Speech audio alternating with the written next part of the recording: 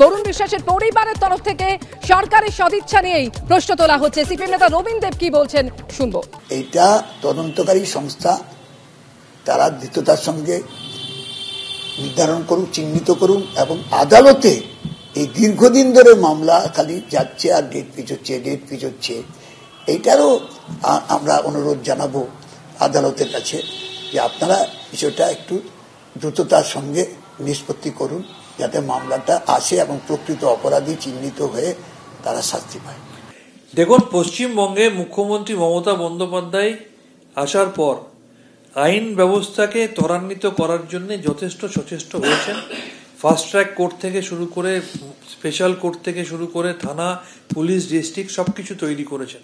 কিন্তু সার্বিকভাবে কেন্দ্রে যে শাসন ব্যবস্থাটা চলছে, তারা বিচার ব্যবস্থাকে আজকে আর নিরপেক্ষ রাখেনি।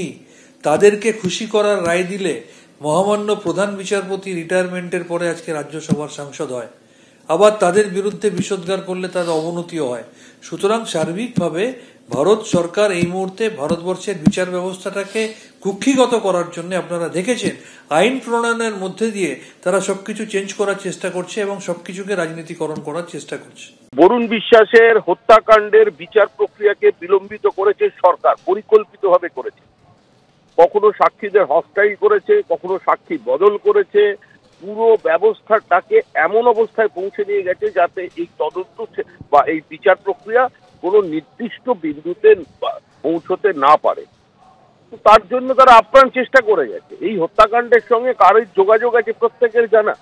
এই হত্যাকাণ্ডকে আড়াল কে করতে চাইছে, অপরাধীরা কার লোক, কোন উত্তর 24 পরগনার নেতা আজকে এই ঘটনার সঙ্গে পরোক্ষভাবে জড়িত ছিলেন, বা ঘটনা ঘটে যাওয়ার পরে তিনি যারা ঘটিয়েছে তাদের বাঁচানোর জন্য কিভাবে সরকারের প্রশাসনিক যন্ত্রকে ব্যবহার করেছে সেটাও সকলের জানা।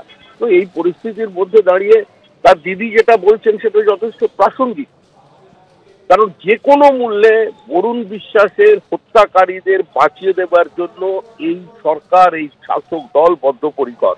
সেখানে দাঁড়িয়ে তার দিদি একটা আপ্রাণ লড়াই দিচ্ছেন নিজের ভাইয়ের জন্য, সেটা একটা সকলেই স্বাগত জানানো উচিত। কিন্তু এই সরকারের আমলে বরুণ বিশ্বাস হত্যাকাণ্ডের রহস্যের কিনারা হয়ে যাবে বা যারা অপরাধী শাস্তি পেয়ে যাবে, এটা আমরা বিশ্বাস করি। ধন্যবাদ শ্রমিকদা আপনাকে। ৮এর দশকের শেষ থেকে লাগাম ছাড়া দুষ্কৃতী দৌরাত্ম শুরু হয়েছিল শুটিয়ায়। সেই সময় একের পর এক গণধর্ষণ এবং অত্যাচারের বিরুদ্ধে সরব হয়েছিলেন বরুণ বিশ্বাস। কিন্তু এক দশকেরও বেশি সময় কেটে গেলেও এখনো পর্যন্ত তার পরিবার বিচার পেল না।